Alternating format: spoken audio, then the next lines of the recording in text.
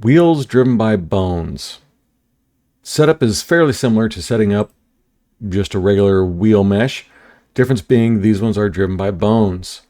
In this case, just like with a single mesh wheel, you want to make sure that the origin of the wheel is in the center. You should also make sure that the wheel itself can rotate on a single axis. Since this is driven by a bone, you also want to make sure of a couple other things. You want to make sure that the bone itself can rotate on a single axis, and that rotation drives the wheel as you would expect.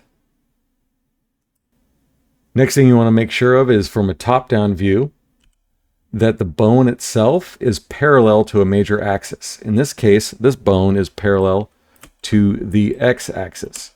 Now the bone could be oriented any way you want, just that it can spin on a single axis that's parallel to a major axis. Could be the x or the y.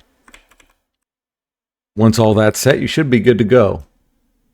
Select your bone in pose mode. And in this case, you'll notice some other options in the UI here. Since we have a bone selected in pose mode, we now have to pick a reference object. And we're picking the geo that represents the wheel that the bone is going to be driving. We do that, and then hit automate. The bone will turn green, showing that it has been automated. And you'll also get a locator at the bottom of the wheel, just like you would with any other setup.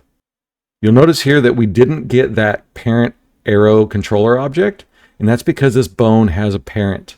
Now, if this bone didn't have a parent, you would still not get that controller arrow, because the bone is technically still a child of the armature. Now that that's complete, we can grab a parent bone and move the parent bone through the scene, and the wheel will rotate as you would expect.